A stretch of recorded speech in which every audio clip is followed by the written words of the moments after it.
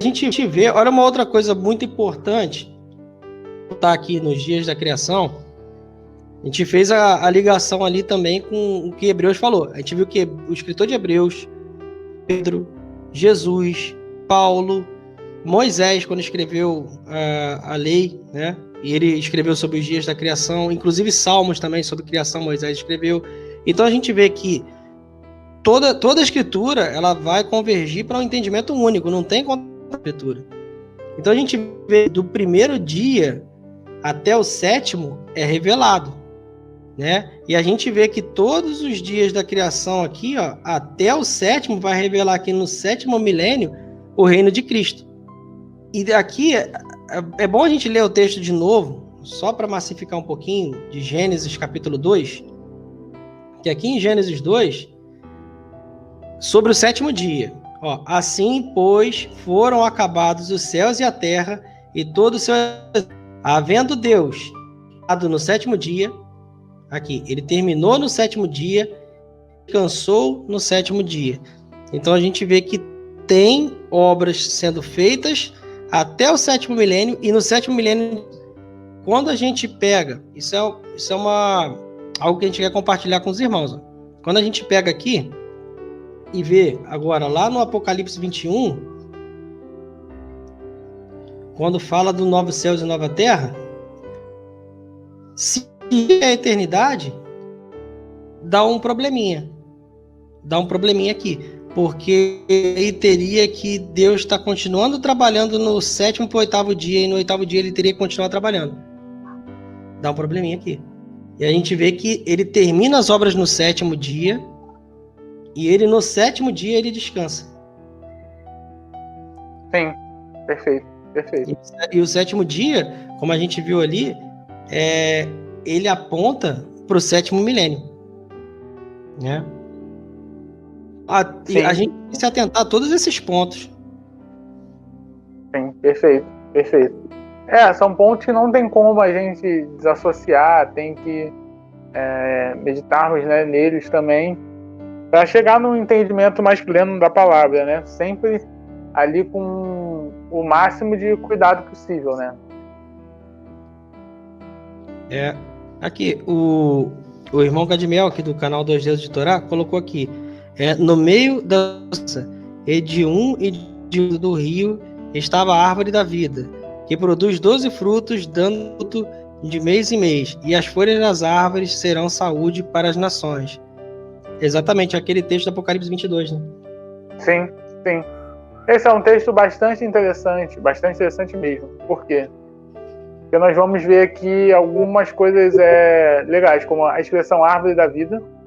Você vai ver que a árvore da vida ela vai falar somente em Gênesis e em Apocalipse.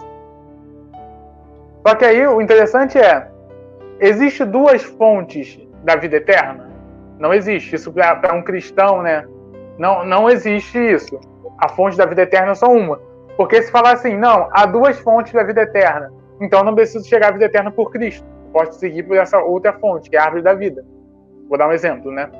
Então você vê que essa árvore da vida, ela vai apontar para Cristo. Justamente ela vai revelar Cristo, ela vai revelar o Filho. Porque ele é que dá a vida eterna. Ele mesmo fala, né? Aquele que beber do meu sangue e comer da minha carne, esse viverá. Então você vê que essa árvore da vida, eu vejo que ela não pode ser uma árvore da vida literal, justamente por conta disso. Porque se ela for literal, você vai ter duas fontes de vida eterna. Quem? Um filho e essa árvore. Entende?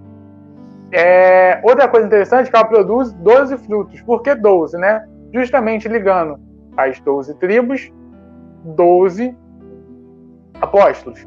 E vai dar esse fruto de mês em mês. Mês em mês, aqui você vai ter contagem de dias. Então, se a gente pegar mês e mês em um ano, vai dar 12 também. 12 meses, 12 frutos, 12 vezes 12, 144. Fecha com 144 mil lá. E só quem vai comer dessa árvore da vida é a igreja. Ele faz essa promessa para uma igreja.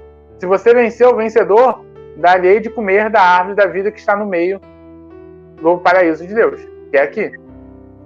Aí você vai ver que as nações que entram no milênio, elas vão participar daquela árvore, mas elas não vão participar da plenitude, porque elas não venceram.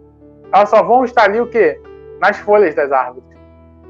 Ou seja, ela não vai ter a participação plena do corpo de Cristo. Por que comer da árvore da vida, né? Você vê que Cristo fala aquele que comer da sua carne, você vai ver que comer o fruto. Por que comer? Porque quando comemos, né, nós ingerimos e isso está dentro da gente. E aí nos dá nutrientes, no caso aqui da árvore da vida, a vida eterna. Então nós somos participantes, nós comemos e essa árvore começa a fazer parte do nosso corpo. As nações não vão participar do fruto dessa árvore, porque elas não venceram. Elas vão participar somente aonde? Das folhas.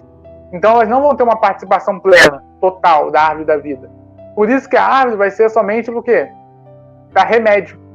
Quando a gente vê aqui cura, a palavra aqui é remédio. Então você vai ver que vai ter eles vão ter uma vida mais longa, porque justamente eles vão estar participando dessas folhas. Mas você vai ver que não vai ter vida eterna, porque não está na plenitude. Não ingeriu o fruto dentro dela, dentro das nações. Somente as folhas. Então eu vejo essas folhas aqui justamente servindo como o remédio, como essa cura, e por isso que vai falar lá em Isaías que quem morre há 100 anos, morre ainda novo. E aí você vai ver o contexto de Éden novamente, o contexto do Éden, da antiguidade novamente aqui. Adão morrendo com 930 anos. Você vai ter uma longevidade de vida por conta dessas folhas, que é a igreja, intercedendo pelas nações. Então eu não vejo problema de colocar essa árvore da vida aqui no milênio, porque as nações não vão estar participando plenamente delas, porque elas nunca vão comer o fruto. A vida eterna só se dá para aquele que é participante do fruto, não das folhas. É isso aí. E tem uma coisa interessante, irmão. A gente no milênio vê que está estabelecido um sacerdócio, que é o sacerdócio de Cristo, onde ele é o sumo sacerdote, né? E essa é a ordem de Melquisedeque. E os eleitos ali, esses que participam da primeira ressurreição, que Paulo fala lá, né, que os mortos ressuscitarão primeiro, e os que ficarem vivos, em ocasião da vinda do Senhor, né? Vai ter pessoas vivas, vão ter corpos transformados. Ele fala sobre isso em detalhes em 1 Coríntios, capítulo 15, do versículo 20 em diante. Ele fala isso em detalhes. Ele fala dos mortos ressuscitando em transformações de corpos. Esses ali que fazem essa composição de todos os que ressuscitaram e os vivos que receberam a glorificação, esses são bem-aventurados, né? Que nem fala lá em Apocalipse 20. Bem-aventurado e santo são os que fazem parte da ressurreição. E esses não têm poder a segunda morte, e eles são sacerdotes que reinarão, sacerdotes, né? Então você vê que há o Senhor Jesus como sumo sacerdote, segundo a ordem de Melquisedeque, e há os reis, que é todo o corpo de Cristo, né? Os eleitos, todo o corpo de Cristo. E vão estar sacerdotando as nações. As nações que falam, essas nações que, por ocasião da volta do Senhor, elas entraram para o milênio, realmente vai ter nações. Essas nações vão ser regidas por vara de ferro. E tudo o que as nações ali estiverem fazendo será dentro de uma regência e dos seus eleitos, sacerdotes, né? Então, essas nações, se elas errarem, quem vai dar a punição? Cristo e os eleitos, né? Se houver qualquer falha de conduta, ali Cristo e os eleitos que vão estar dando punição e até mesmo instrução, vão estar sendo instruídas dentro daquele contexto. A lei que vai estar vigorando ali como falou, não haverá mais nações e governos separados. Governo único. Até porque, se a gente vê lá em Daniel 2 é um texto que sempre a gente volta a falar, né? Os sonhos de Nabucodonosor, que tinha uma estátua e tinha vários metais, você vê que tem vários impérios ali, né? Babilônia, Medo-Persa, Grécia, Roma, né? E no final dos tempos, você vê aqueles pés de barro com ferro, com os 10 dedos, que está alinhado ali com os 10 chifres, né? Da onde vai ser pequeno, que é o anticristo. Você vê então que ali naquele momento dos pés, na visão de Nabucodonosor, a pedra que é Cristo, que é a volta de Cristo, né? Ele coloca todos os reinos do mundo abaixo e estabelece um reino eterno. Então esse é o reino do Senhor Jesus. E ele vai estar ali como sumo sacerdote, colocando ali todo o seu domínio para todo mundo. E vai ter pessoas que vão estar sendo regidas e vai ter pessoas que vão estar regendo com Cristo. A diferença dos eleitos, a igreja, que é a congregação, né, dos judeus e gentios no corpo de Cristo, que vai estar formando ali esses eleitos que vão estar sacerdotando as nações. Sim, perfeito. E essas folhas das árvores, que são saúde para as nações, é justamente isso que o irmão Anderson falou. A igreja servindo esse papel de sacerdócio. A igreja fazendo esse papel de sacerdócio, cuidando das nações, regendo as nações, é justamente essas folhas que estão dando saúde.